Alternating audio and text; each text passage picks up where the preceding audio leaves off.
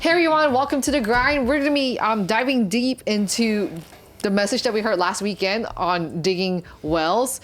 It's a standalone message, and Pastor went through, the 4 different stories and the 4 different types of wells. Well. Just to recap for all of us here, there's the drove away well, which was Zipporah, and then there was the sent away well, which is Rebecca, ran away well, which is Hagar, and then the gone away well, which is the Samaritan woman. Basically, the idea is that God will bring people in our lives at strategic times, and that, the well is like, can represent divine setups and pivotal moments in our spiritual journeys. So speaking about that, can you share any divine setups / pivotal moments in your spiritual journeys? Maybe as you reflect on 2024, or just like, in general, has there been that moment? I have one, but it's not in the previous year. Okay, all right. But I'd say I picked a story because it was pivotal for me. Long story short was that I was coming back from YWAM. Yeah. And I was flying from London to Hong Kong during London summer. Mm-hmm. And it was super messy. Like mm-hmm. there were people getting bumped off again and again. Mm-hmm. I could not get out. Mm-hmm. So I actually had to take a detour. I flew all the way to Zurich. To try get a flight from there to Hong Kong. And I get to Zurich and somehow I did not get a flight. And keep in mind, this was just after YOM. So I think I was still like really on fire. Like spirit high fire, I mean. Mm-hmm. Not literally. Okay, cool. Just in case. But no, and I was like asking God, I was like, come on God, what's going on? Why are you making me like suffer? You know, I think it was a total of like 52 hours of me waiting. And I was like nearing my limit. And so I had to sleep in the departure hall. And while I was there, this guy approached me and just started like his English wasn't even that good. But long story short, we just started conversing, and it came to a point where I actually started preaching to him. Okay. And then long story short, preach. We both got tired. We both fell asleep at the departure hall. Wake up the next morning, airport security noticed that he's a bum, and they escorted him out. And I woke up and I was like, oh, okay. But then I suddenly had this clarity of like, actually, this is why I was in Zurich, was so I can minister to this one guy. Mm-hmm. And my next flight, my next attempt to get on the flight, I was just so sure that I was gonna go on, and actually I was on. Oh, okay. Right. And I say this is pivotal because I think this kind of format has been repeated through my life. Mm-hmm. Whenever I'm in a season that I realize I'm stuck, I'm always like, okay, why am I here? Is there a lesson that God wants me to learn, or is there someone that I need to? What's my task? And I feel that once I finish that task, God can move me to the next season or lesson. Right. So I think this is kind of like the well for me. It's that point of me transitioning to a next season. Yeah. Well, for me it was also starting from last year, but extending into this year as well.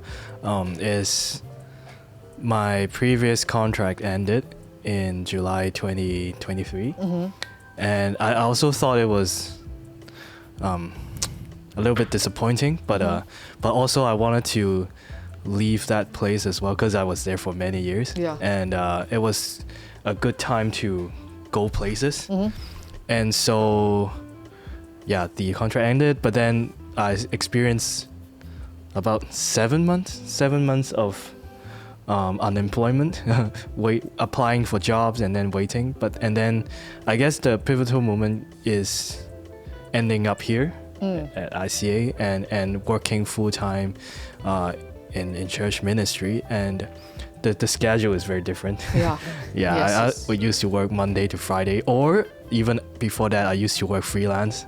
So like according to whatever time that you have. Yeah, whatever time. So now is a lot of public holidays, and then Tuesday to Sunday, that kind of thing.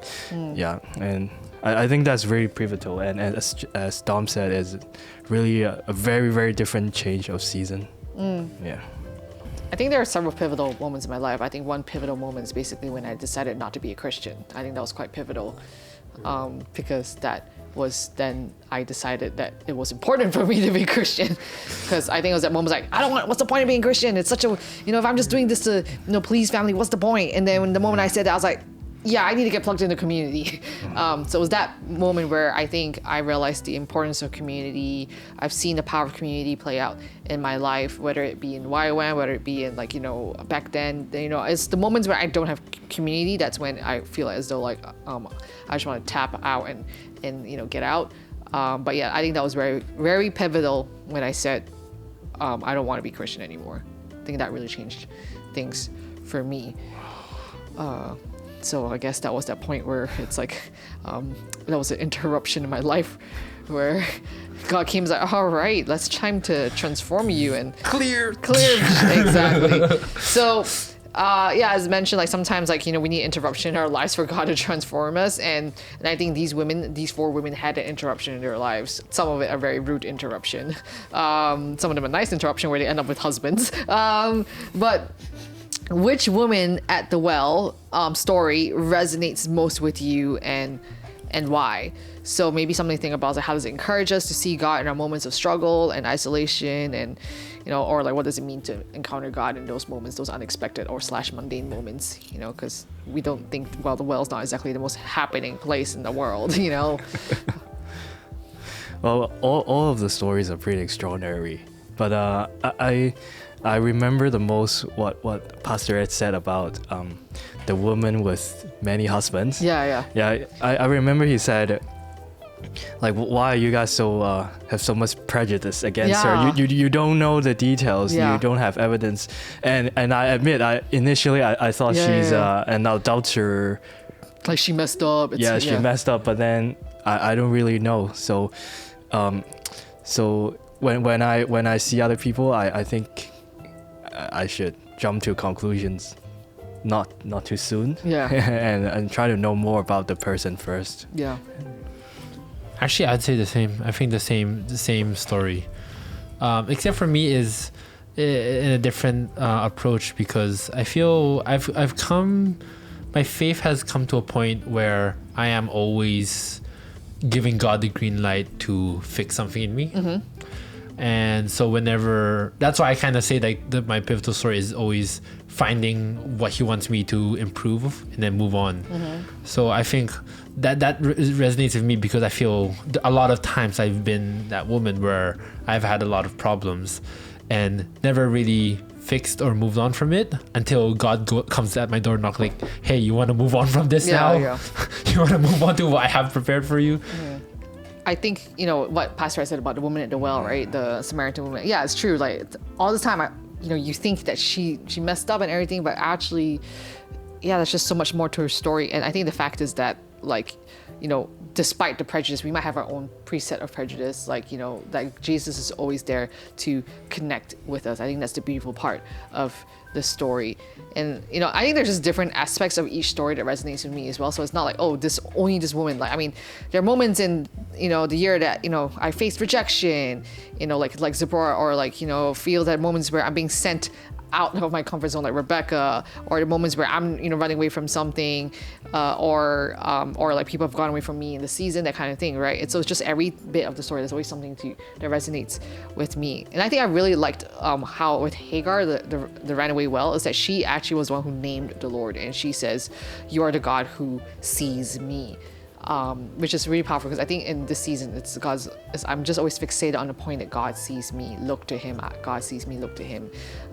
That even though yes, what I may be going through may not be the best situation, but God sees me. And so the fact is to, again, this whole trusting in God's sovereignty, I think that's been a repeated theme for me as well. All right, so one of the key things as well that was mentioned, that the Samaritan woman, she left her water jar behind. So what does that symbolize for us today? So the idea is that the water jar was basically she went to the well to get water with the water jar. I mean, that's the thing, it's kind of like your livelihood. If you don't have the jar, you can't get stuff, the kind of thing. So what does it mean for us? What does this symbolize for us today? To me, it could mean laying down, overemphasizing my work, or putting my identity in only in the things that I could do, but not in who I am, or not in God. And also laying down how society views my value as what I could provide. So my role in society, maybe if you're in a more prestigious career, like a pilot or doctor, then you're more respected.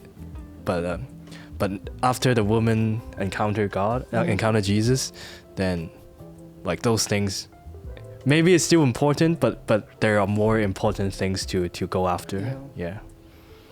I think it's a very similar manner. For me, is that the way I see it is that, like, first of all, like the Samaritan woman went to get water, right? And that's where she met Jesus. I think that is kind of how it is for me. The leaving the jug is that sometimes I do find conversations with God in like the weirdest places. And when I realize that it's God speaking to me, I really just drop everything.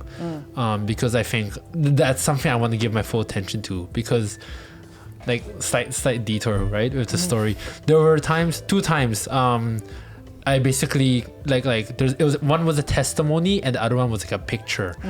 And a few days later I tried to recall it, but I could not remember the details, right? And I'll be like, oh God, I'm sorry, you gave this to me, but I didn't write it down. I didn't steward this. Just remind me one more time. If you remind me, I will write it down right now. And both times he reminded me what I forgotten. And so I feel that that's kind of the same thing, that when God speaks to me, I need to drop everything and like give him my all, and like coincidentally, like with a well, catch every single drop that he's pouring out. Yeah.